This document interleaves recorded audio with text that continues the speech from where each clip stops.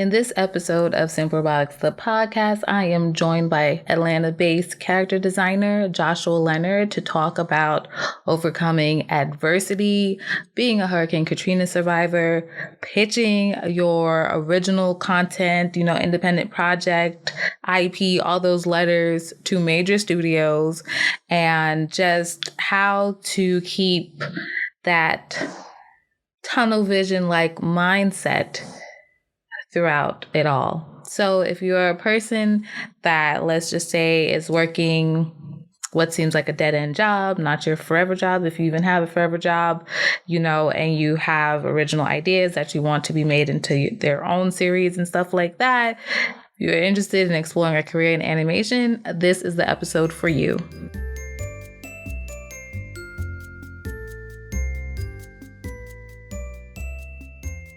Now, welcome, Joshua. Thank you for joining me.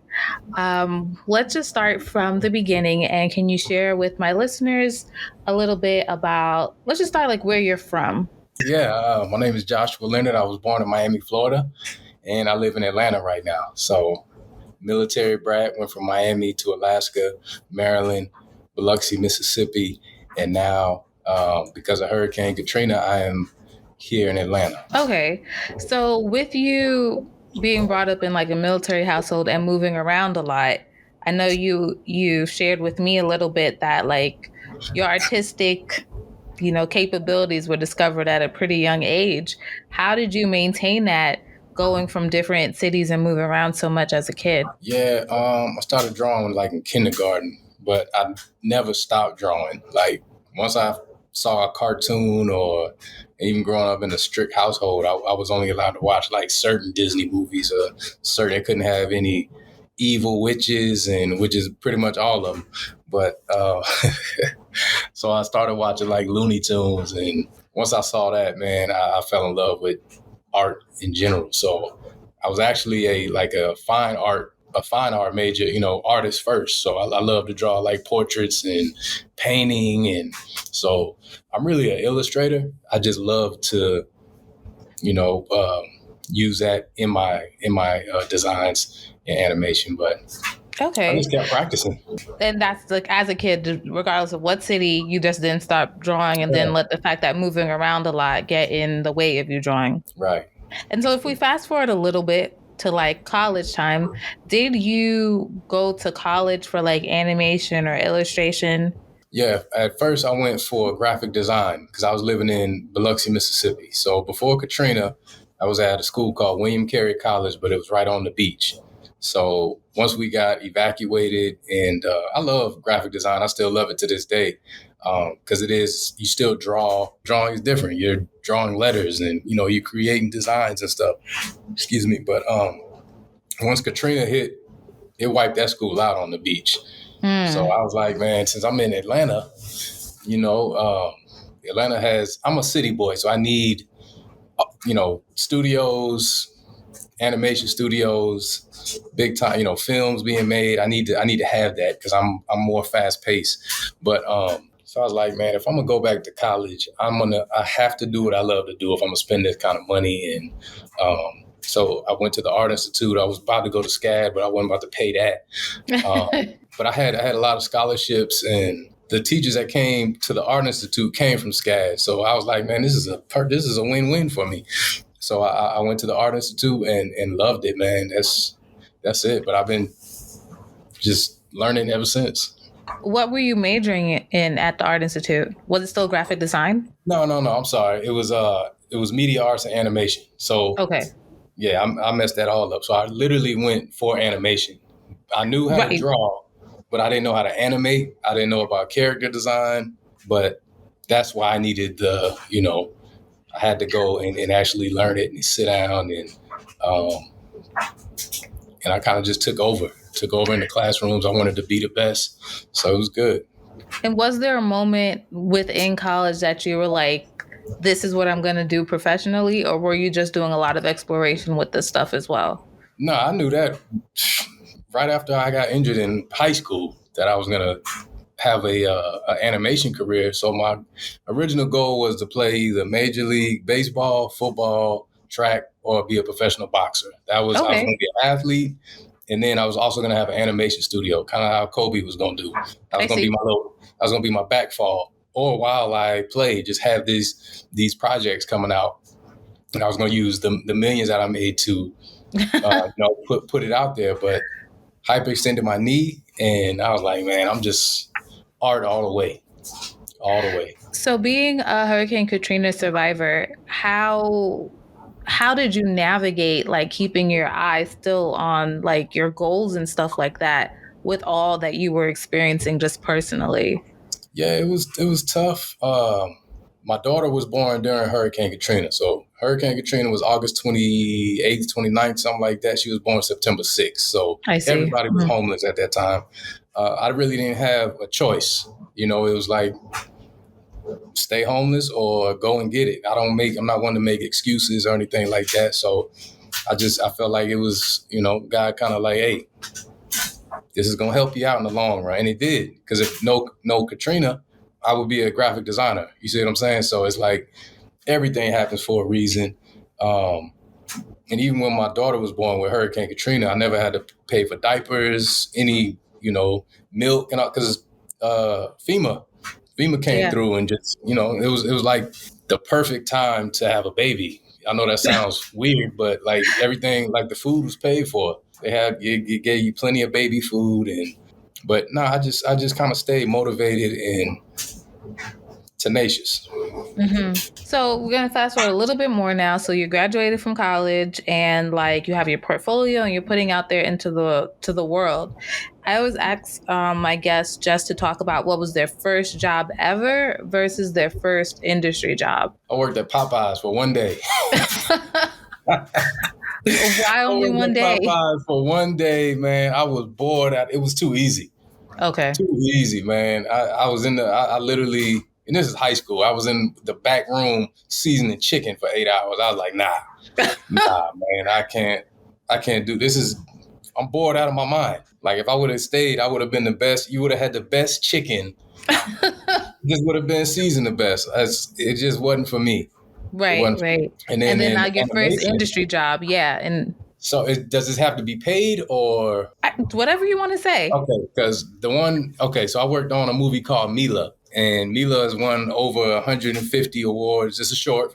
Okay. And they were Oscar considered. So we didn't make it to that final round, but we did make it to the consideration part. We got nominated for an Annie, for the music part of Mila. But this story is awesome because I was on Twitter one time. I was already doing work, but not animation work in the industry. I had celebrity connections I was doing artwork for and t-shirt designs. But on Twitter, I saw a post like, hey, we're looking for people that would like to just offer their art skills to work on this movie. And the thing about Mila, I think it's like 250 plus different artists from all over the world that worked on it. So I'm like a sophomore, and I emailed I DM'd them. I'm like, hey, I'm a sophomore. I'd love to just be a part of this. I don't care what it is. I know how to do graphic design. I'm an illustrator. Didn't know animation yet, like really good. So I was like, hey, if you need me, I can do, I can learn. I got all these books and I'm in school for it. But they checked out my, my artwork and stuff, my little website that I had. It was a rinky dink, but it was enough for them to be like, okay, he's got some potential. And they gave me the opportunity. So I did a bunch of illustration for that movie and did some graphic design work and would have done the ending credits, which was 2D, because by the time it got to me, I knew how to animate. That's how long it took. I think they started on this movie. It took like 9 years for her to raise the money and short film. But by the time it like the film was towards the end when we can do the credits, I was ready to animate, but they had already had somebody. But I say that, and it's one of the best stories for me because I was able to build these relationships. And shout out to Chinzia. She doesn't like when I do this. She's, oh, you're so sweet, but I always got to give her a shout out. It's a big mentor of mine. Basically like a sister to me because she, even today, she's like, look, you need to be in this industry. We need to get you full time. We need to get you this. I'm about to email this person and this person. And she really does. She tags me in. people at Netflix, just big time people, and it's amazing. But she actually got me on with Nickelodeon. She kind of once I wasn't getting hired, and I'm like, man, I don't know what's going on, man. Is it because I'm in Atlanta or not just good enough? So she stayed on the phone with me for about an hour. She's like, let's go on your website. Let me see what you. She's like, take that off. Take this off. Take that down. Take animation off. You're a character designer. Told me straight up, take it off. Don't. You're a character designer. Trust me. Took all the animation off, and I can animate. I got best in show. I know how. I'm a traditional frame by frame animator, but I trusted her. She's 30 years in the industry or whatever it is, 25. Came from DreamWorks, did Illumination, all of that stuff. So she knows a lot of people. But when I took animation off and changed everything, like she said, put this up first, do this, boom, boom, boom, boom, boom. Nickelodeon hit me up. First paid gig. So amazing. I remember walking into Home Depot and I got the email. I was like, man. It was real humbling, man. It was a dope feeling. And Chinzia, me, the whole Mila team that I met, still really tight to this day. So super, I'm humble. Oh, since you mentioned, I've seen you post this before too, that you worked at Home Depot while you were freelancing a lot of the times. Can you also just speak to the listeners that are trying to navigate having that part-time job or let's say low-paying job, minimum wage paying, and still pursuing their passion at the same time? Yeah, absolutely. I still work at Home Depot full-time. 18 years. I just hit 18 years today. Oh, just wow. hit 18 years today, but I'm on vacation. But I say that to say this. 18 years is a long time. I just want to art full-time. That's the goal. Right. But I am grateful for, for a company to support me like they do, because I call out a lot because I get these gigs and events. I don't ever get in trouble. They know what I have going on. They believe me. They trust and they love it. And I work hard over there. But to anybody that's listening, it is a sacrifice, man. It's that simple. It is literally a sacrifice. I do a lot of stuff whenever. So I close at Home Depot pretty much every day that I work. So like 12 to 9, come home, shower, eat. I start doing studio work from like 10:30 to 3 in the morning. So I'll be doing character design, turnarounds with, Illumination. And then I got to take calls the next morning, Zoom calls, and we go over the artwork. But it's like, that's not work to me. By the time I get off the grind, which is at 12 to 9, and I get home to that's when that's when my life starts. That's when my day really starts. I'm happy, turning music on, I'm drawing. I kind of just zone out. And before you know it, it's like 2, 3 in the morning. But yeah, it's definitely a sacrifice. It's just something you have to put in your mind and tell yourself, and I tell my daughter this, I'm like, man, she wants to be a chef. I'm like, how bad do you want to be a chef? It's not easy. If you want to, you're going to get yelled at, you're going to get cussed out like this. And I ask all of y'all, how bad do you want something? Like, you literally have to, I won't let anything stop me from pursuing my dream and getting to where I need to be. And it's not even about the money, man. I just, that job, I love it so much that the money, I'm not worried about it. It's going to come regardless. So, yeah, it's a sacrifice. And then I also want to touch on, because I'm a person too that I would say leverages social media for connections. Absolutely. Us right now, right? Yeah, for sure. Haven't met in person yet, but I feel like I've been knowing you quite some time at this point. And It's just about social media networking and stuff like that. So what advice can you give to people who can be a little bit hesitant or intimidated about making connections on social media right now? Yeah, you can't be like that.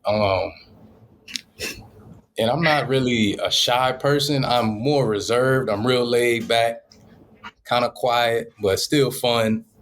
But at some point, you just got to say, screw it, man. All they're going to say is yes or no. I have to. That's what I was doing on LinkedIn, man. I was reaching out to people at Pixar, and I'm a sophomore at the artist. I didn't care. I was like, look, man. But one thing about me and all of you that are listening, you should carry yourself on social media as you would like to be You have to be respected by these studios. They have to see that they want to work with you. They want to know how you carry yourself. So social media to me is a business. Like, I literally take it very serious. That's why all my pictures are business. They're professional. Headshots and all of that stuff. You're not going to see me with middle fingers up or anything like that. And that's not my thing anyway. But you have to network in this industry, because as big as people think it may be, it's really small. And a lot of us know each other. And I'm fresh in the industry, and I still know a lot of people already. It's like that small. And the beautiful thing about it is, when you lose a gig, or your gig is up at this studio, like, they literally will start sharing your stuff. Like, hey, this good character designer, good animator, good PA, and you get bumped up like that. So it's so crucial to have that network, man. Even if you're shy, man, just reach out. Because most of the time, like, we'll respond back. I know I will. Yeah, I'd be taking some time, but I do get back to people eventually. Yeah, and it takes some time, right? But at the end of the day, if you don't reach out to people, that goes back to how bad do you want it? Like, you have to use your art, your social media to promote yourself. You're branding yourself. They need to know that you know how to draw. They need to see that you can draw. And social media is almost a resume and your personal website in itself. So they can see a lot just from scrolling a few times. So yeah, very important. Absolutely. Well, next, not most importantly, but this is pretty significant, we have to talk about your background, which is Team Supreme. Now, for those people who are probably not following you, this is their first time being introduced to you. What is Team Supreme? Team Supreme is a hat that I'm wearing, and no, I'm just kidding. It is that as well, but no, it's a cartoon that is being developed. I created it, and it's about kids that have disabilities, but their disability is their superpower. So imagine like DC and Marvel, but Batman has one arm. Like things like that. It's just going to be an awesome show, an inspiring show, a dope show. Even with the writers, and it's being developed by Lena Waithe and Hillman Grad. I have them on board. I have Jason Weaver on board. I have a great team, some dope writers. But even when we have these meetings, the main thing I said is like, look, I don't want to make like inspiration porn. I don't want to just overdo it. Oh, that's sweet. I want this cartoon to be so dope. And I literally use like the Marvel and DC analogy. Like, it needs to be like a Batman or a Spider-Man, but this kid has autism, or this girl is blind, or this one has spina bifida. He's in a wheelchair, but he's got this and these superpowers, and they're able to use their brain and just real life stuff. So we're getting ready to pitch to Warner Brothers soon, and I'm excited about that. Not sure if I could say that, but too late now. But it's all good. I'll just put a bleep. I'll just put a bleep. No, it's all good. It's all good. It's all good. How did you come up with the concept? I wanted to see something different, man. So I had the concept around 2009, and it really happened because I wanted to see more diversity in animation, meaning more Black people, white, Asian. I wanted to see I'm a military brat. I'm around everybody. So different walks of life. I've seen them. I've met them. People with disabilities, people without disabilities. And then I started studying I was researching the animation industry. Back in the day, I think it was less than 3% of people of color, which was terrible to me. And then I already knew about all the racist cartoons and stuff. I studied all this stuff a long time ago, and I've seen it. I really I was like, you know what? If we can't get hired, like I want to see us get hired, I'm going to create a cartoon with a Black lead character that'll be so diverse and inclusive that they won't have a choice but to, at least respect it. And I didn't care either. I was unapologetically Black in my ideas. And even though I have all nationalities in this cartoon, I definitely wanted a Black character. And my main character is Black with autism. So yeah, it just came from that. Like I really literally just wanted to see more inclusion on TV. That's really what it was.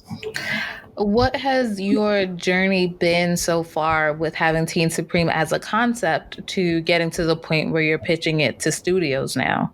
Oh man, what a great question. It's been crazy because when I was at the Art Institute, that's when I had the idea, but I started to learn more. So I was like, okay, so I would go home, do the character turnarounds on my characters. Like the early stages when the artwork was terrible, the design sucked. And, but it went, and shout out to Miss Gia. She's like not really a manager. She reads all my contracts for me. So she's an attorney, an entertainment attorney. And, she hit me up on LinkedIn when I think I was about to graduate. She's like, look, you need to put this out. Like I would tease Team Supreme stuff. I didn't care. I didn't, everybody was like, man, somebody gonna copy. There's tons of bread makers out there. You know what I mean? Like you can copy all you want, but they know where the original came from. But she kept telling me, like, I was like, nah, it's not ready yet. It's not ready yet. I'm not there yet. I need to learn more about animation. I need to do this. She's like, you need to put it out. You need to put it out. Kept telling me that at least 50 times. So I started to really put it out there. And as soon as I did, it went viral. Crazy. And all it took is one interview with, I think it was attention.com. And I think it's like 9 million views right now. But what that brought was celebrities seeing it and just certain people. And that's when my good friends, Benny Dada and Toya Tillman, they reached out to me and they were like, hey, send this Jason Weaver. Jason Weaver needs to see this. Hit him up in the DM. He knows it's coming. And I'm a big Jason Weaver supporter. Love Jay Weave. Been watching him since he's a little kid, since I was a little kid. So I DM'd him. I was like, hey, man, your friends, they told me to hit you up and just kind of let you know about this. And he's like, yeah, man, let's grab a bite. Let's talk about it. Go have the bite. Jason like, man, Lena would love this. Reached out to Lena. They both from Chicago. And it's like everything happened for a reason. Mm-hmm. And then I'm going back like, man, if Katrina didn't hit, I probably still would have moved. But I don't know if I would have came to Atlanta. You know what I mean? Like everything, it happens like it's supposed to happen. So yeah, if you were pursuing graphic design, I wouldn't be surprised if you would have ended up in New York or some other city. Yeah, for sure. Yeah, and I started looking at firms out there, and I was like, man, I'll open up a graphic design studio for myself. But I still love films, movies, and animation. So I may have been doing graphic design for a movie company. I still love film. I still love movies to this day.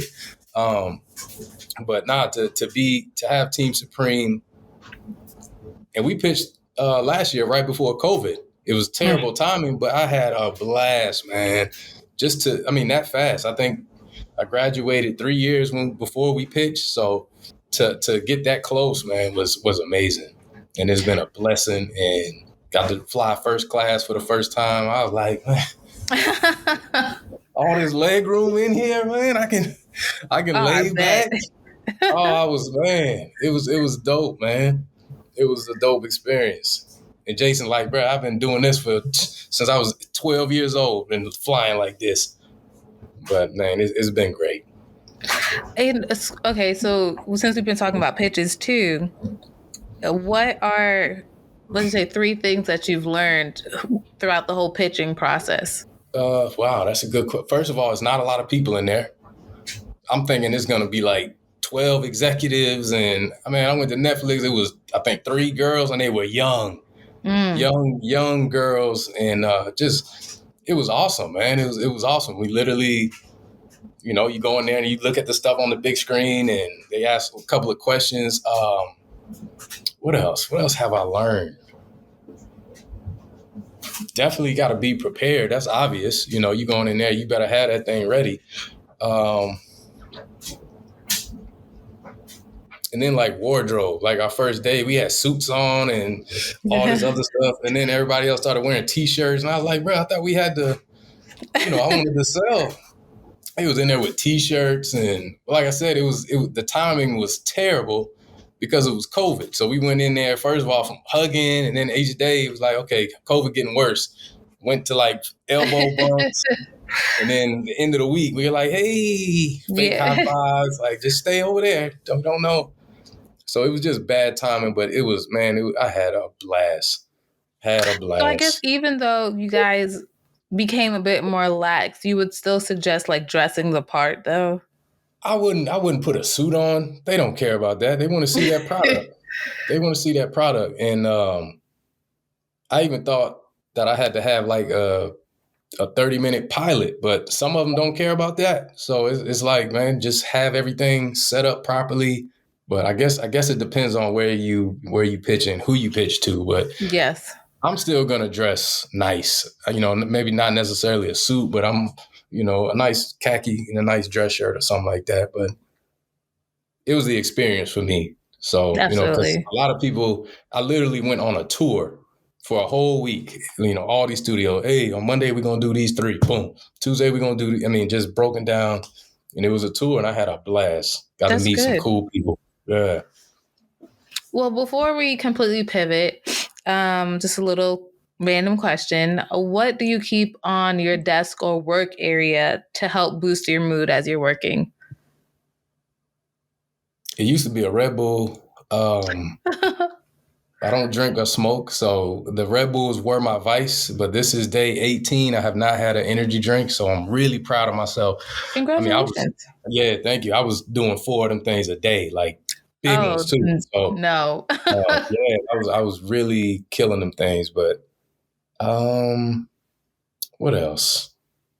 I mean, I have the Team Supreme little heads, the little statuette heads over there, so I have one on my desk over there. Okay. What else? It's not much over there. Like, I mean, I have a 32-inch monitor and a 27-inch monitor. Like, it's hanging off.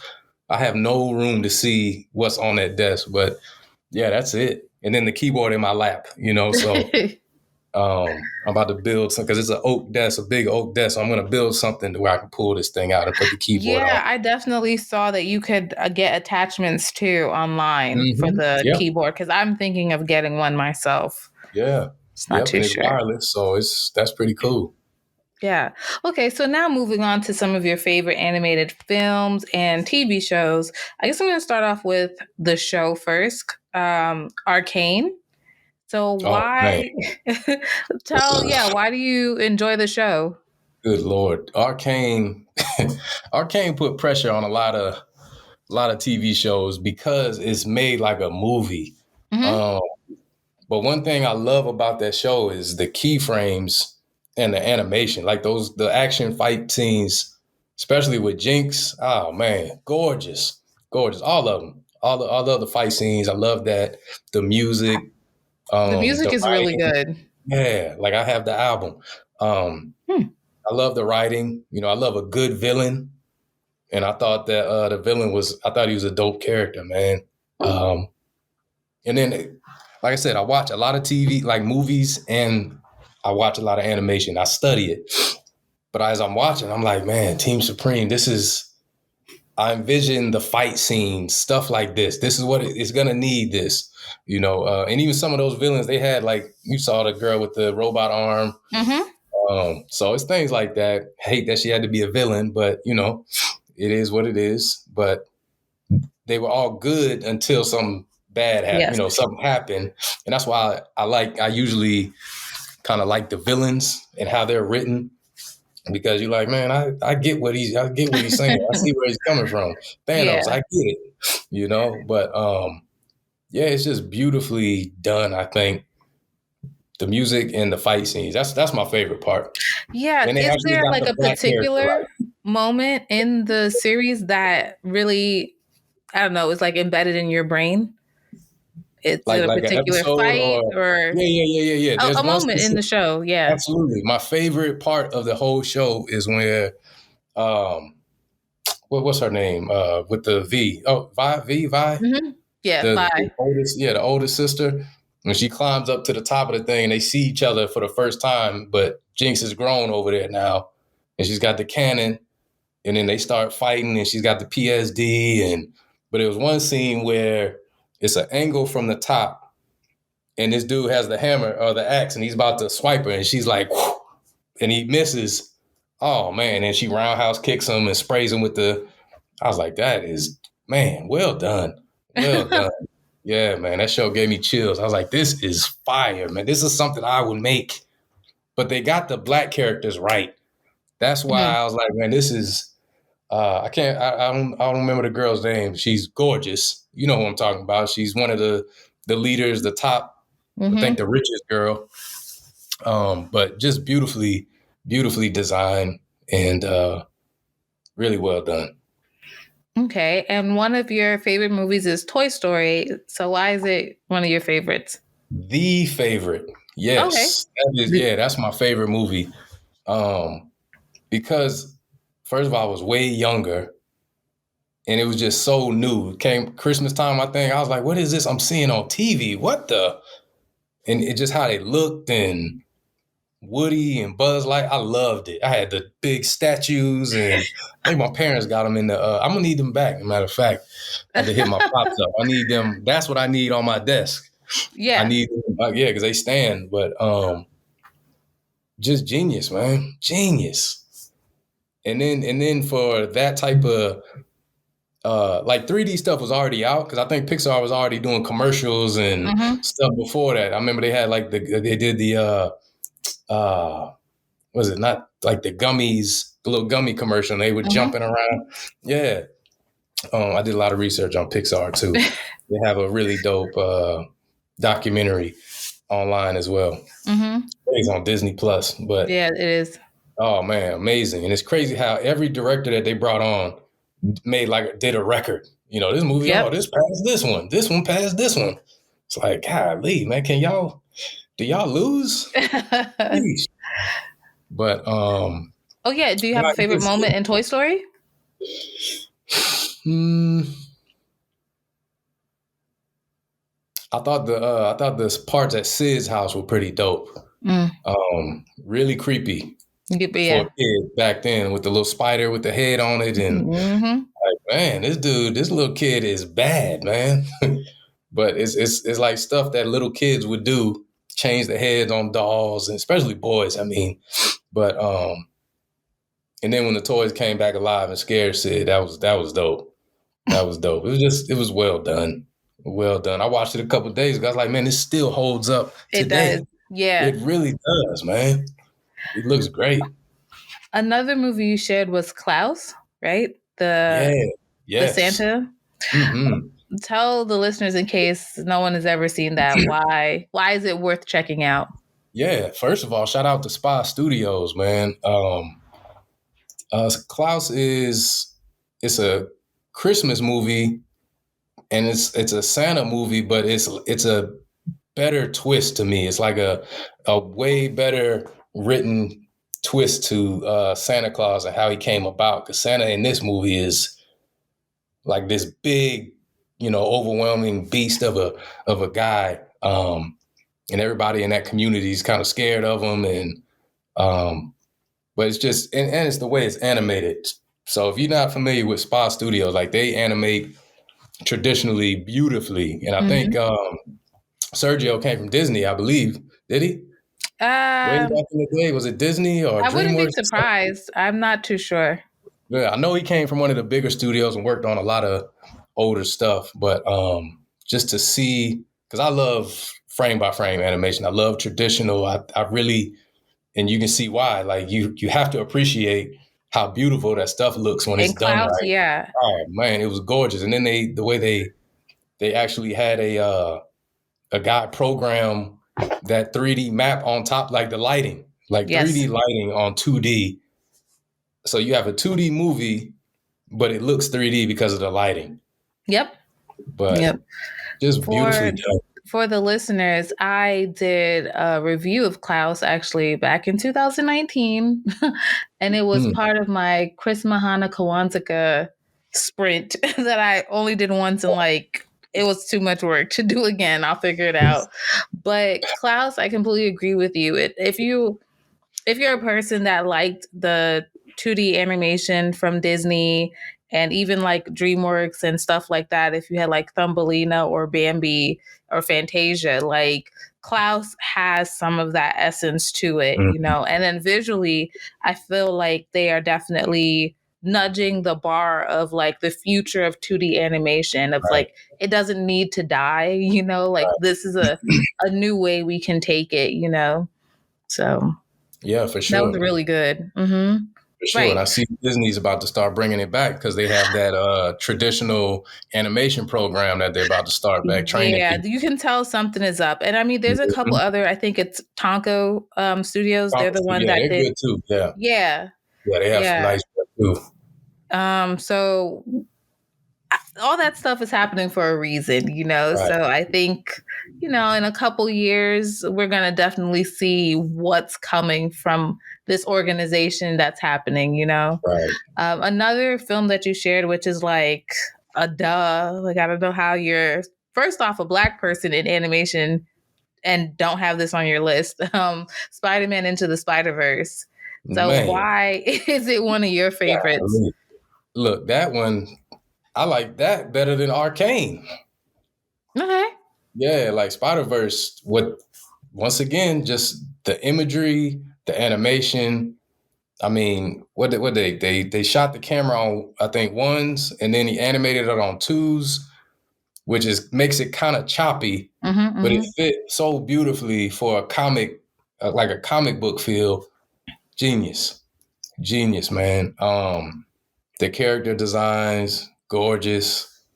The way it was written, just man, I love it. I love it. And we're artists, so I don't know about you. I watch movies differently. I'm looking at, wow, look at the background. Look at these effects. Look at this design. Wow. Yeah, sometimes I have to like turn that part of my brain off and like just It's tough. enjoy it, you Yeah, know? it's tough. It's Yeah. tough. But But that movie was so detailed. Go ahead. I'm sorry. no. I forgot to ask you what was your one of favorite moment in Klaus actually, and then we'll ask for Spider-Verse 2. I think maybe when he first met him, When he and he first was met just Santa. scared to death in that house, and he couldn't open the door, but Klaus just rips it open, and he's just in that. I don't want to give it away, but you know, he's in the Santa's workshop, if you will. Mm-hmm. Yeah, with all the toys, but it's a very sentimental movie as well. And I'm not gonna say why, but he needed this guy to get him out of the house and help these kids. So it's another well written movie, beautifully done. Yeah. Deserved all those awards. And I mean, anytime you have another studio that's competing like that with Disney and all these major studios, hats off, man. That's a lot of respect for that. And a favorite moment in the Spider-Verse movie. You know who I liked? I liked what's my guy? His uncle.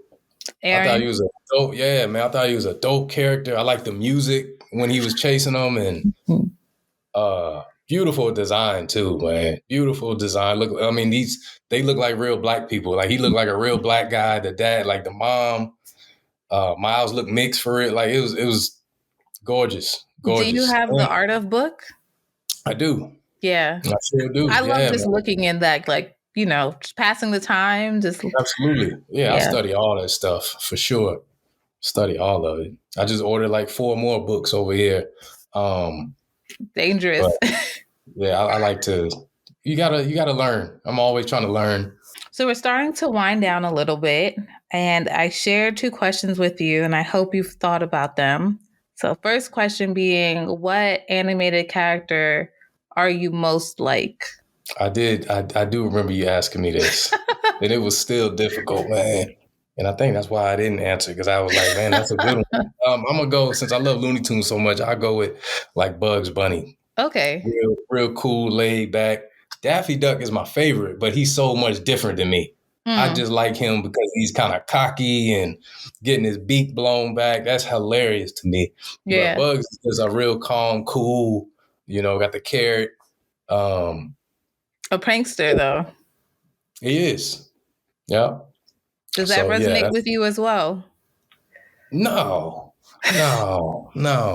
Sometimes. And then the last question would be using animated characters to cast your biopic. So yourself, you want to do your daughter, you want to do a friend or a parent or a grandparent or something, aunt or uncle. Cartoon characters that play us? Yes. And they don't have to be from the same show or anything. Yeah. It's just, Gotcha.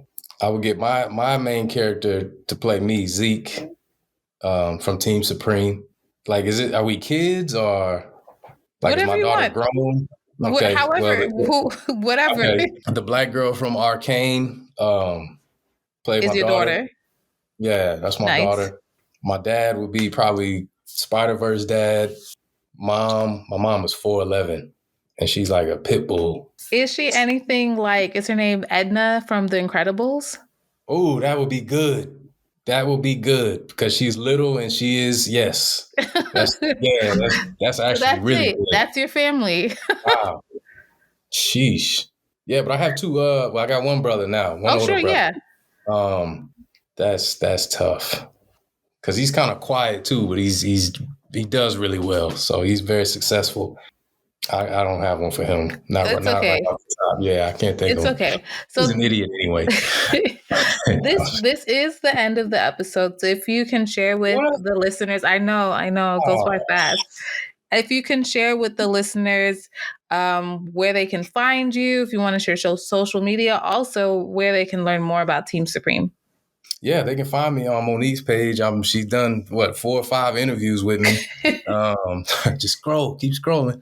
But no, I'm on all social media. If you go to my Instagram, that's probably the easiest.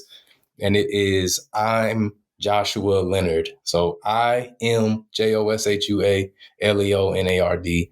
If you can go to that page, you'll find all the rest of it. You'll find everything on Team Supreme, Leonard Studios LLC, which is my company.